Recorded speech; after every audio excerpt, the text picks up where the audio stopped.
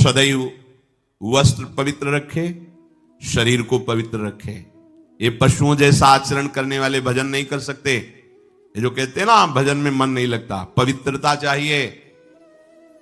अब ऐसे पशु की तरह शौच हो लिए, उठे चल दिए, ऐसे नहीं। पवित्रता, शौचाचार का निर्वाह कीजिए। लघु शंका भी जाइए तो जल लेकर जाइए। इंद्री का प्रक्षालन, फिर हाथ का प्रक्षालन, फिर 3 बार आचमन, राधा वल्लभ श्री हरिवंश, राधा वल्लभ श्री हरिवंश, जैसे शास्त्रीय विधान में केशवाय नमः, नारायणाय नमः, माधवाय। पवित्र रहिए। देखो भजन कैसे नहीं होता। मिट्टी जल आदि से बाह्य शरीर की पवित्रता और छल कपट के त्याग से भीतर की पवित्रता बढ़ती है। गुरु से कपट, यह सर्वनाश का लक्षण है।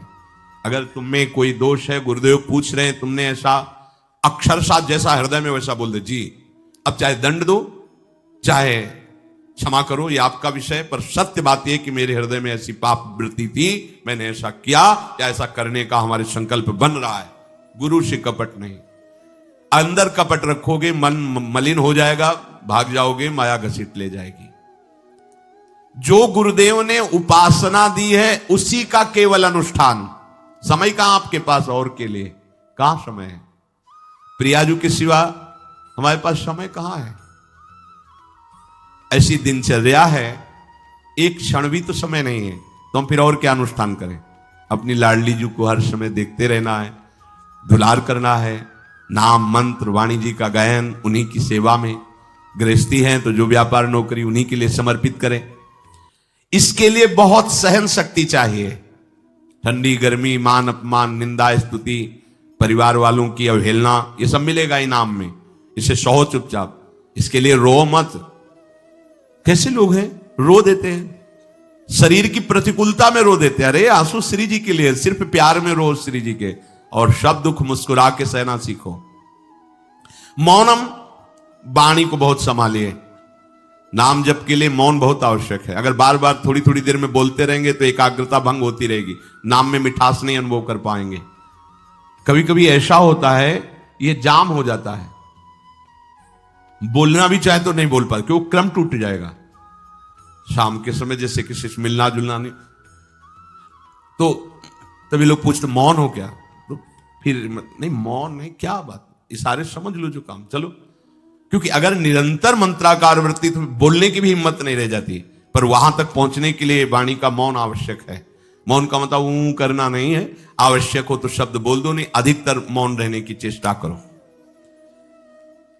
जो आपको मार्ग मिला है, कई बार वर्णन किया है कि सत्संग में जो शब्द आपको लगते हैं तो डायरी में लिखना चाहिए, या याद कर लो, बाद में लिख लेना जाके। और अपने लिखे हुए सत्संग के वचनों को रोज स्वाध्याय करना चाहिए। अमुक तारीख के सत्संग में ये पॉइंट, और उनको बार बार, ऐसा नहीं कि आपको ही कह रहे हैं, जहां जहां संत मिले जो जो बोले उनके सामने तो लिखा पड़ी नहीं, पीछे हट के लिखना। 2 डायरी हैं, एक सन्यास की है, एक वैष्णव मार्ग, दोनों को, गुरुजनों की, महापुरुषों की वाणी को एकदम एकाग्रता से सुनाओ। जब अलग हटे तो सबसे पहला काम, इस तारीख को इस महापुरुष ने ये शब्द बोला, और उन्हीं का बार बार स्वाध्याय करना। क्योंकि सब शास्त्रों में कहां हम दौड़े घूमेंगे, महापुरुष जन सब शास्त्रों का सार बोलते, उसे लिख लिया।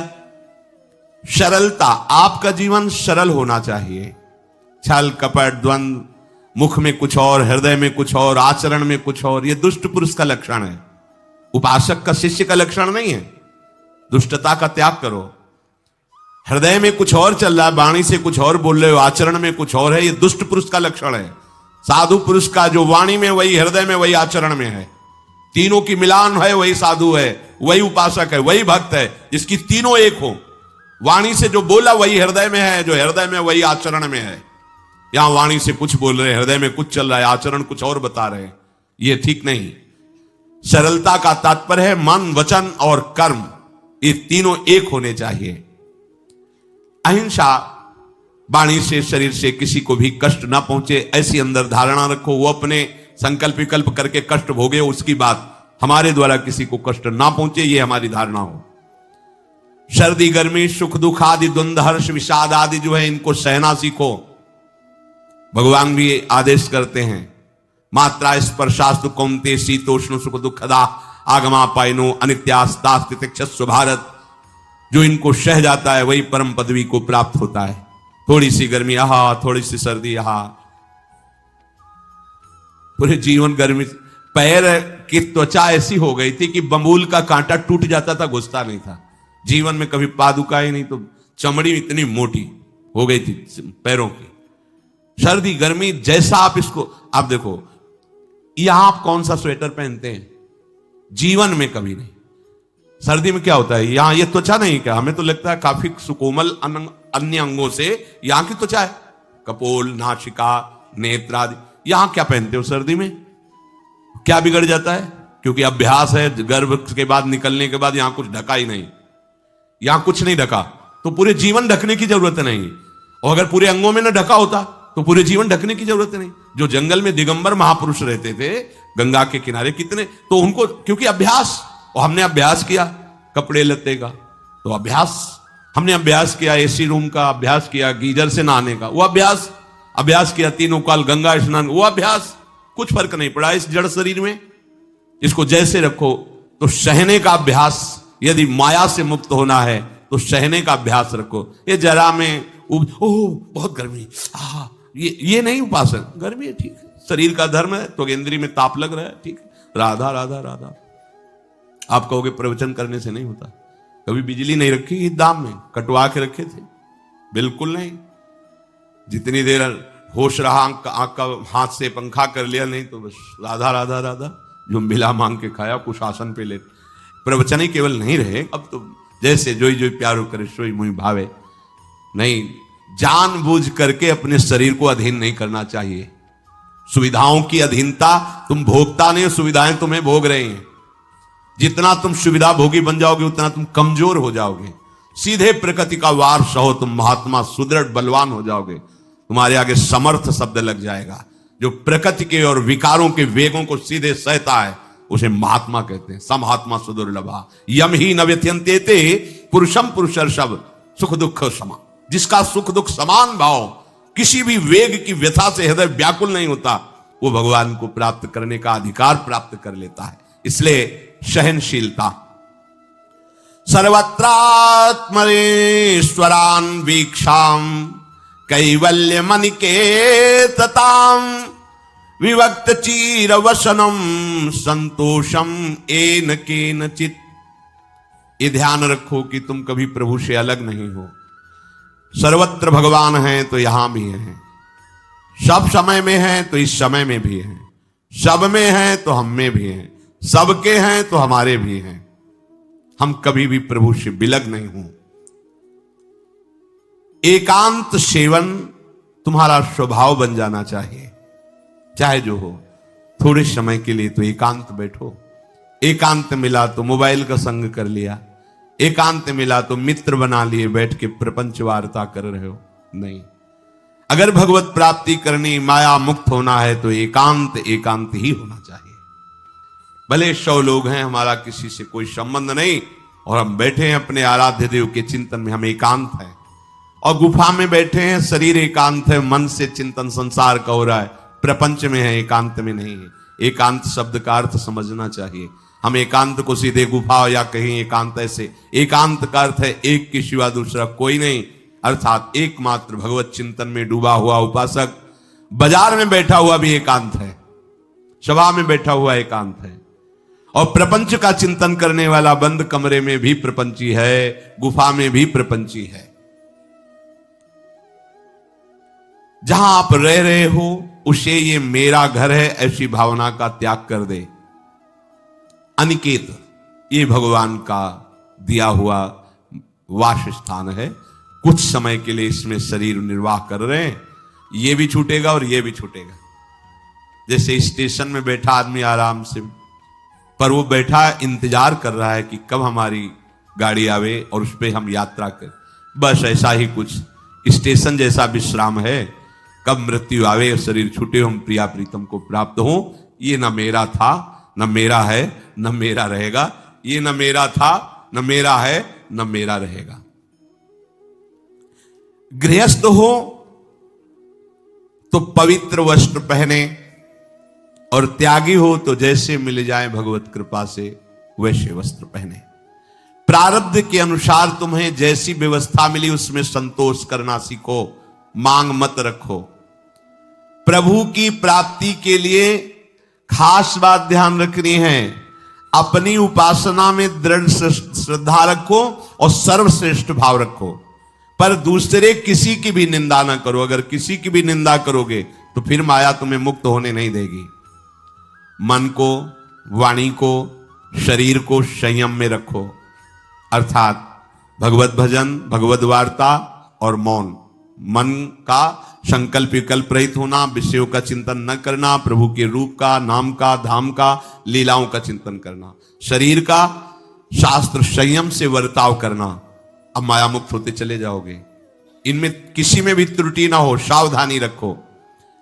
अपनी इंद्रियों को सावधान रखो, किसी के दोष न देखने पावे। कोई गलत चेष्टा देखेंगे तो ये भी गलत करने के लिए तैयार हो जाएंगी। हे राजन, श्रवणम कीर्तनम ध्यानम हरेरद्भुत कर्मणः जन्म कर्म गुणानां च तदर्थे अखिल चेष्टिता। श्री भगवान के बड़े अवतार हुए हैं, बड़ी अद्भुत अद्भुत लीलाएं हैं। प्रभु का प्रकट होना, लीला करना, दिव्य गुणों का वर्णन। यदि आप इनको गाएंगे लीलाओं को और श्रवण करेंगे तो मोह की बात क्या, महामोह का भंजन हो जाएगा। बड़ी सामर्थ्य भगवान के चरित्रों की, महिमा बड़ी है। अगर इनको आप सुनेंगे, बार बार सुनेंगे, तो आपको और कोई साधन करने नहीं पड़ेंगे, अपने आप सब साधन प्रकाशित हो जाएंगे। जहां कहीं कभी भी किसी का उद्धार की बात आई है तो वो भगवत चरित्र सुनने से ही आई है। शरणागति श्रवण से ही प्रारंभ होती है, भक्ति भी श्रवण से ही प्रारंभ होती है, पूर्णता भी श्रवण से ही होती है। श्रवण सुजस सुनी आयऊ, और श्रवणम कीर्तनम स्मरणम। पहला श्रवण, खूब भगवत चर्चा सुनने का स्वभाव बना लेना चाहिए। पर देखा जाता है कि 20 वर्ष भगवत चर्चा सुनने पर रंग नहीं आता, क्योंकि ये तो बना लिया स्वभाव कि जहां भी कथा हो रही सुन रहे और बाद में निकले तो बख्शते वो किसी को नहीं, सबकी निंदा करते हैं। बस किसी एक की प्रशंसा, एक की निंदा, तुम्हारा सारा का सारा सत्संग बेकार हो गया। अगर सत्संग को सुरक्षित रखना है तो ना किसी की स्तुति, ना किसी की निंदा, जो सुना है उसको अपने जीवन में मनन करते हुए उतारे। प्रभु की लीलाओं का श्रवण और प्रभु के नाम का कीर्तन और प्रभु के रूप का ध्यान, ये तीन बातें बहुत जल्दी भगवत प्रेम प्रकट कर देती हैं। ये तीन बातें बहुत जल्दी भगवत प्रेम प्रकट कर देती हैं। प्रभु के अवतार लीला चरित्रों का खूब गायन करे, खूब श्रवण करे। भगवान की अवतार लीलाएं भी हैं और प्रभु की प्रेममय निकुंज लीलाएं भी हैं। तो अगर आपका निकुंज लीला में प्रवेश नहीं है तो प्रथम सुने भागवत, भक्त मुख भगवत वाणी। भगवान के अवतारों का, भगवान की अवतार लीलाओं का श्रीमद् भागवत में खूब बढ़िया वर्णन है। पढ़ो, सुनो, क्या होगा इससे? मोह का नाश हो जाएगा। दूसरी बात, नाम कीर्तन, ये तो महान अमृत है। बिल्कुल विश्वास कर लो, नाम कीर्तन अमृत है। ताली बजा के, मंजीरा बजा के, ढोल बजा करके, नाच करके, जैसे बने, अकेले, चार लोग, जैसे बने, नाम संकीर्तनम यस्य सर्व पाप प्रणाशनम। देखो, भगवत चर्चा ने महामोह का नाश कर दिया और भगवान नाम कीर्तन ने सब पापों का नाश कर दिया। नाम संकीर्तनम यस्य सर्व पाप, सर्व, पीछे बीच में जो भी जमा संचित कृम, सब को भस्म करने की सामर्थ्य नाम कीर्तन। ये जो राधा राधा आप बोलते हैं, बहुत अमृत है, बहुत अमृत। और प्रभु के रूप का ध्यान, ये तीन बातें बहुत जल्दी माया मुक्त कर देंगे, आपको भगवत प्राप्ति करा देंगे। प्रभु के रूप के ध्यान के लिए ही दिव्य श्यामा श्याम ने बिहारी जी का रूप धारण किया। ये किसी मूर्तिकार की रचना नहीं है। श्री राधा रमण जी सरकार, राधा वल्लभ लाल जी महाराज, श्री बांके बिहारी लाल जी महाराज, ये साक्षात प्रगट ठाकुर हैं। प्रिया प्रीतम हमारी दृष्टि में सामर्थ्य नहीं कि देख सके, वो तो हरिवंश नेत्रों से देखे जाते हैं। निकष कुंज ठाड़े भये भुजा परस्पर अंश। श्री राधा वल्लभ मुख कमल निरख नयन हरिवंश। हरिवंश नेत्र प्रकट हो जाएंगे, आश्रित जन हो चिंता की बात नहीं, पर ये जो रूप प्रकट है इसके ध्यान में तो तुम्हें कोई श्रम नहीं करना। बिहारी जी महाराज, राधा वल्लभ जी महाराज, राधा रमण जी महाराज, भर नेत्र देखो और अपने नेत्र के कैमरा से खींच लो फोटो। अब आप फिर इधर देखो उधर वैसे ही खड़े नजर आ रहे, वैसे मुस्कुराते हुए दिखाई दे हर समय। और ये आदेश कर रहे हैं हरिवंश महाप्रभु, सब सोहित निष्काम मति श्री वृंदावन विश्राम।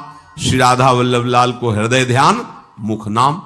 राधा वल्लभ लाल का ध्यान करो और राधा वल्लभ श्री हरिवंश बोलो तो तुम्हारी मति निष्काम हो जाएगी, तुम्हें अखंड वृंदावन वास मिल जाएगा। प्यारे जी तुम्हें प्यारे लगने लगेंगे। ये तीन बातें आपको निश्चित भगवत प्राप्ति करा देंगे। इष्टम दत्तम तपोजप्तम व्रतम यच्चात्मनः प्रियम दारान श्रुतान गृहान प्राणान यत् परस्मै निवेदनम। जो भी तुम्हारे द्वारा यज्ञ दान तप अथवा जप सदाचार ये सब प्रभु को अर्पित कर दो, अविनाशी हो जाएगा। प्रभु को अर्पित कर दो जो भी तुम्हारे द्वारा होता है।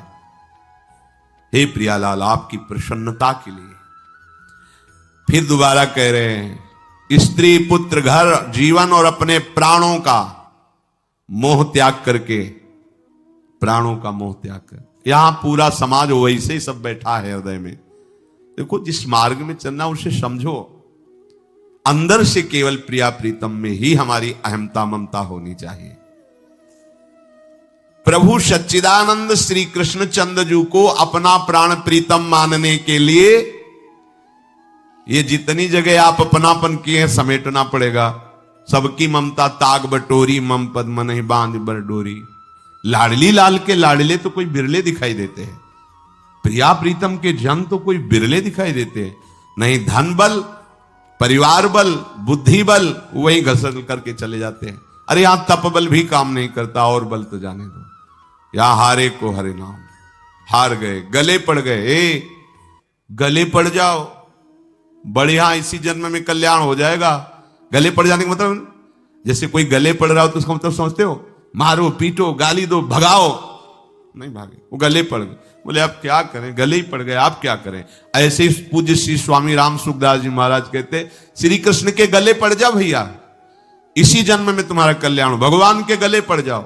गले आप तो जैसे भी अब आपके हैं, अब तो हम खूब अल्लाह मचा कहेंगे कि राधा वल्लभ लाल के हैं, तुम्हें अपनी इज्जत बचा लियो तो सुधार लो हमें, समझ गए। ये गले पड़ला, हाउ कहावत, लंबा तिलक लगाएंगे और जय राधा वल्लभ लाल की बोलेंगे। और आपके लायक तो हम हैं नहीं।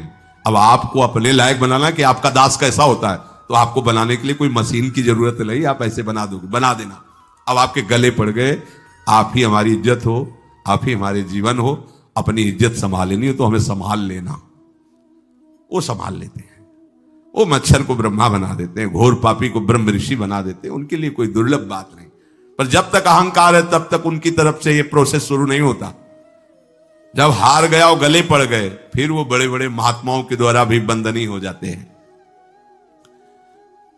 यदि इसी जन्म में भगवत प्राप्ति करनी है तो ये काम तो आपको बड़ी जल्दी कर लेना है। जहां जहां हमारी ममता है उसे प्रभु के चरणों में लगानी ही पड़ेगी। चूक करोगे, वही ममता की डोर मन को घसीट लेगी और अब अगले जन्म का विधान बना देगी। यदि आपको इसी जन्म में भगवत प्राप्ति करनी है तो सबकी ममता ताग बटोरी, मम पद मन ही बांध बरडोरी। एवं कृष्णात्मनाथेषु मनुष्येषु च सौहृदम परिचर्याम चोभयत्र महत्सु नृषु साधुषु। और ये सब सहजता पूर्वक तब हो जाएगा जब किसी संत महापुरुष का आश्रय ले लोगे। जिन संत महापुरुषों ने अपने समर्पण के प्रभाव से, भजन के प्रभाव से सच्चिदानंद भगवान श्री कृष्ण को अपनी आत्मा के रूप में साक्षात्कार कर लिया है, यदि उनसे प्रेम हो जाए, संतों से प्रेम होना संतों से बड़ा कठिन है। अभी कोई मुस्कुरा के तुमसे कह दे कि कई दिनों से हम तुम्हें देख रहे थे या देख रही थी, बस तुम्हारे मन को कोई निग्रह विग्रह करने की जरूरत नहीं, वो घसीट जाएगा। वो बड़े भाग्यशाली हैं जिन्होंने संतों से प्रेम किया। यहां कह रहे हैं ये जितनी बातें बताई गई, दया, तितिक्षा, मौन, मनोनिग्रह, इंद्रिय निग्रह, परिवार की ममता का त्याग, भगवान से अपनापन, भागवत धर्म का प्रादुर्भाव होना, ये एक साथ सब हो जाएंगे। केवल तुम्हें गुरु चरणों से प्रेम हो जाए, संत चरणों से प्रेम हो जाए, क्योंकि उन्होंने सच्चिदानंद स्वरूप भगवान कृष्ण को अपने प्रेम बल से अधीन कर लिया है। यदि परोपकारी संत जनों से हमारी प्रीति हो जाए तो हमारा स्वभाव बदल जाएगा। संतों से प्रीति है, ये तुम्हारे स्वभाव से परिचय मिलेगा। क्या? परस्परानुकथनम पावनम भगवद्यशः मिथो रतिर्मिथस्तुष्टिर निवृत्तिर्मिथयात्मनः। जब संतों से प्रेम हो जाता है तो स्वभाव बन जाता है क्या? भगवत चर्चा करने का। अपने लोग जब नई अवस्था में तो भिक्षा के लिए चले और आगे संत मिल गए, 2-2, 3-3 घंटे धूप में खड़े भगवत चर्चा हो रही, नीचे धूल जल रही, ऊपर से सूर्य ताप है और खड़े 2-2, 3-3 घंटे चर्चा हो। शाम की किसी बात पर छिड़ गई तो ये शास्त्र, 12-1 रात्रि के बज रहे, वो प्रसंग पूरा और उसका निर्णय, रात दिन उसी की चर्चा। स्वभाव बदल जाएगा, कुछ और अच्छा नहीं लगेगा। परस्परानुकथनम पावनम भगवद्यशः, परम पवित्र करने वाले भगवान की बातें वो परस्पर करने लगते हैं। यदि संतों से प्रेम नहीं तो जहां दो मिलेंगे वहां संसार की वार्ता होगी। संत प्रेमी जब मिलेगा तो भगवत चर्चा होगी। ये पहचान है परस्परानुकथनम पावनम भगवद्यशः। आपस में इकट्ठे होकर नाम कीर्तन करना, भगवत चर्चा करना। पर मिथोरतिर, जो प्रपंची लोग हैं उनसे उनका संबंध नहीं होता। मिथस्तुष्टि, जो भोगी लोग भोगों में सुख प्राप्त करते हैं, उपासकों को उसमें नहीं। जब भगवत चर्चा होती तो ऐसी तृप्ति होती, 1 घंटा चर्चा हुई, आनंद मगन हो गए, आहा आज हमें प्रभु का यश सुनने को मिला, आज भगवत भक्त का संग, हृदय पावन होने लगता है। आध्यात्मिक शांति का अनुभव उन्हीं उपासकों को होता है जो प्रपंच वार्ता न करके परस्परानुकथनम पावनम भगवद्यशः स्मरन्तः स्मारयन्तश्च मिथौघौघहरं हरिं भक्त्या संजातया भक्त्या बिभ्रत्युत्पुलकाम तनुम। अब वो जो संत प्रेमी उपासकों ने ये व्रत ले लिया कि प्रपंच चर्चा नहीं करेंगे, केवल भगवत चर्चा करेंगे, तो अब क्या हुआ? बोले राशि राशि पापों का नाश हो गया उनके। आहा, वो ऐसे श्री कृष्ण स्मरण में रम गए, दूसरों को श्री कृष्ण स्मरण कराना, स्वयं स्मरण में रमना। अब उनके हृदय में प्रभु से प्रेम का उदय हो गया। अब उनके हृदय में जब प्रेम उदय हुआ तो क्वचित रुदन्त्यच्युत चिंतया क्वचित दशंति नंदन्ति वदन्त्यलौकिकाः नृत्यन्ति गायत्यनुशीलयन्त्यजम् भवन्ति तूष्णीं परमेत्य निर्वृताः। उनके हृदय की विलक्षण दशा होने लगी। वो कभी ऐसी घोर चिंता में डूब गए कि इतना समय हो गया, अभी प्रियाजू का दर्शन नहीं हुआ, प्रियाजू हमसे बात नहीं किए। चिल्ला चिल्ला के रोना शुरू, शुद्ध नहीं मैं कौन हूं, कहां बैठा हूं, ऐसे ये प्रेम उदय हुआ। अब वो चिल्ला चिल्ला के रोना शुरू कर दे। हाय मैं किसके पास जाऊं, किससे पूछूं, कौन मुझे प्रियालाल से मिलाए, बस तड़पना शुरू। सोचते सोचते ऐसा रोना, बेशुद्ध स्थिति। उसी में देखते हैं अरे प्रियालाल तो गलबैया दिए हुए जा रहे हैं। बस ऐसा स्फुरण हुआ कि वो आनंद मगन हो गए, एकदम मन प्रसन्न, तन प्रसन्न। अभी शोकित थे अभी आनंदित हो गए और वो इतने आनंद मगन हुए कि लोकातीत होकर बात करने लगे प्रियालाल जी से। कोई है नहीं सामने, दिखाई नहीं दे रहा अन्य को, लेकिन उनके सामने प्रियालाल उनसे बात कर रहे हैं। सुना सुना करके सुंदर सुंदर पदों का गायन कर रहे हैं, राग आलाप रहे हैं। और राग में कभी ऊंचा नीचा स्वर की बात नहीं है प्रियालाल के लिए। फिर इतने आनंद में भर गए कि नाचने लगे, झूम झूम करके नाच रहे। लोगों को लग रहा है कोई है नहीं सामने, कैसे ना, ओ प्रियालाल सामने। प्रियालाल को देख रहे, प्रियालाल को पद सुना रहे, प्रियालाल के सामने नाच रहे। और कभी कभी अरे वो तो हमें छोड़कर चले गए, फिर चिल्लाकर रोने लगते हैं, खोजने लगते हैं। कभी कभी अरे वो तो मुझे हृदय से लगाए हुए, एकदम शांत समाधिस्थ, ऐसी भाव दशाएं उसकी होने लगती है। तो जो इस प्रकार गुरु की शरण होकर उनकी आज्ञा पालन करते हुए, संत जनों से प्रीति रखते हुए, परस्पर भगवत चर्चा करते हुए, नाम कीर्तन करते हुए, भगवत रूप का ध्यान करते हुए, प्रतिपल प्रभु का चिंतन करते हैं, उनको इस दुरंत माया से पार होने के लिए कोई कठिनता नहीं, वो सहज में पार हो जाते हैं। और पार ही होना है, दूसरा कोई सूत्र नहीं है हमारे पास, कोई अब मंगल का रास्ता नहीं रह गया। ऐसी आग में जलना, जीते जी जल रहे काम क्रोध की आग में, मरते समय मृत्यु, बार बार जन्म मरण, फिर प्रलय, फिर महाप्रलय, फिर जन्म मरण, कब तक चलता रहेगा। अब तो मनुष्य जन्म मिला है, वृंदावन मिल गया है, रसिकों का संग मिल गया, अब तो जीत जाओ बाजी। नहीं तो ध्रुवदास जी कहते हैं बार बार तो बनत नहीं, या संजोग अनूप, मानुष तन वृंदा विपिन, रसकन संग विरूप, अत्यंत उदार करुणा वरुणालय, स्वामिनी की चरणाश्रय, निरंतर नाम जप, चूको मत, लक्ष्य बना लो। इसी जन्म में हमें भगवत प्राप्ति करनी, ये दृढ़ निश्चय कर लो आप, कोई दूसरी बात नहीं। मुझे इसी जन्म में भगवत प्राप्त करनी ही है, कोई दूसरा रास्ता नहीं है बचने का। बस दूसरा रास्ता रखोगे तो मन फिर फंसा देगा। बस भगवत प्राप्ति करनी, फिर चाहे जैसे बर्ताव करवाओ, प्रभु आप जानो, एक बार हमसे मिलो, एक बार हमें इन द्वंद्वों से मुक्त करो, एक बार इन विकारों की जलन से मुझे ऊपर उठाओ, ये जन्म मरण का चक्र एक बार मिटाओ नाथ, फिर जैसा चाहो वैसा खेलो।